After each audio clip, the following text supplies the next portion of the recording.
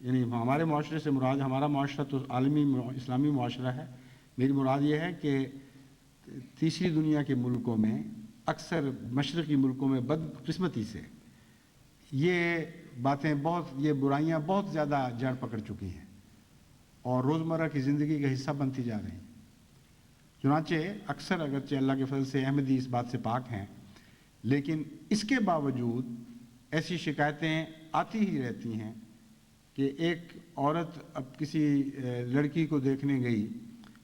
کہ میں اپنے لڑکے کے لیے ایک خوبصورت سی بہو لانا چاہتی ہوں، نیک سیرت نیک فطرت ہو، ساری خوبیاں ہوں. دیکھا اور خوشنودی کا اظہار کیا اور کہا کہ ہاں ہمیں منظور ہے. اب یہ بتاؤ کہ اس کے ساتھ موٹر آئے گی تو کون سی آئے گی، ایک گھر دو گے یا نہیں دو گے، کون سی جائیداد اس کے نام لکھو گے، اور کیا کیا مزید جہیز اس کے ساتھ آنے والا ہے. اس کے لیے اگر تم نے اس کو فرنیچر بنا کے دینا ہے تو اس کے 20-25 ہزار ہمیں کیوں نہیں دے دیتے، ہم اپنی مرضی کا بنائیں گے. تمہیں کیا پتہ کہ ہماری پسند کیا ہے، اس لیے ہم بہتر جانتے ہیں، تم پیسے ہی دے دو. اور بے شرمی اور بے حیائی سے وہ پیسے قبول کرتے ہیں پھر. اور بعض دفعہ تو ایسا سخت رد عمل ہوتا ہے اس چیز کا کہ وہ ایسے ماں باپ لکھتے ہیں کہ ہم تو، ہماری بیٹی کا یہ رد عمل ہے کہ میں کنواری رہ جاؤں گی، میں ایسے ذلیل لوگوں کے گھر نہیں جاؤں گی.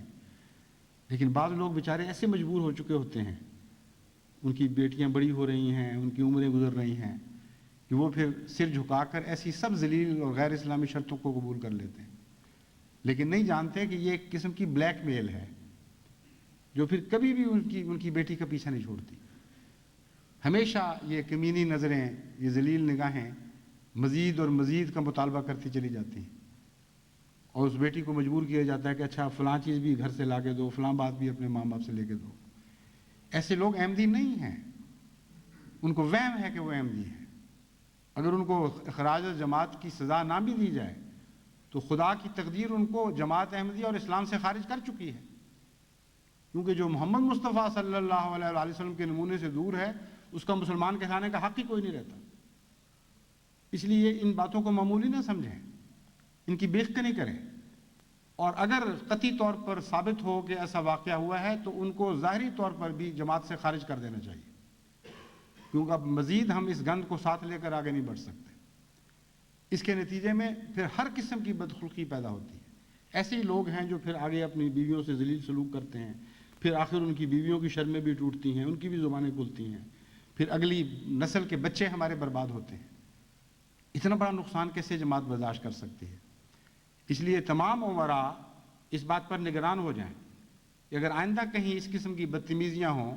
اور بدخلقیاں ہوں، اور حضرت مسیح موعود علیہ السلام کے ارشاد کے مطابق کمال بے شرمی کے ایسے نمونے دکھائے جائیں، تو ان ایسے لوگوں کو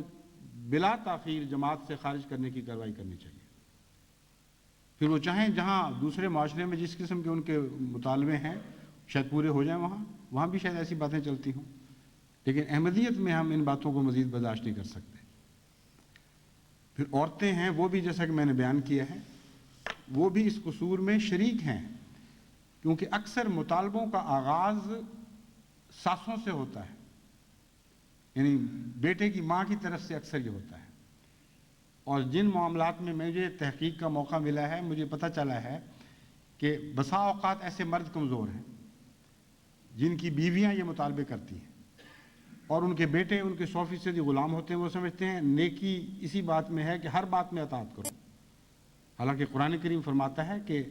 اطاعت اس حد تک فرض ہے جس حد تک خدا کی اطاعت سے تمہیں باہر نہ نکالے. جہاں ماں باپ کی اطاعت تمہیں خدا کی اطاعت سے باہر نکلنے پر مجبور کرے، وہاں تم نے خدا کی اطاعت کرنی ہے، ماں باپ کی اطاعت نہیں کرنی. یہ واضح حکم موجود ہے. اس کے باوجود بعض بے وقوف لوگ یہ سمجھتے ہیں کہ ماں کی خواہش ہے، ماں کی نیت ہے، اس لیے چاہے وہ اسلام کے خلاف مطالبے کرے ہم اس کے ساتھ چلیں گے، اور اس کے کہنے کے نتیجے میں پھر بعض اور بچیوں پر ظلم کرنے والے بن جاتے ہیں. تو آغاز عورت سے شروع ہوا ہے ظلم کا اور عورت پر ختم ہوا، اور اس کے نتیجے میں پھر ساری سوسائٹی پر، سارے معاشرے پر مظالم کی ایک نہ ختم ہونے والی داستان شروع ہو جاتی ہے. اس لیے بدخلقی کو اگر آپ نے روکنا ہے تو سب سے پہلے گھروں کے ماحول کو سنبھالیں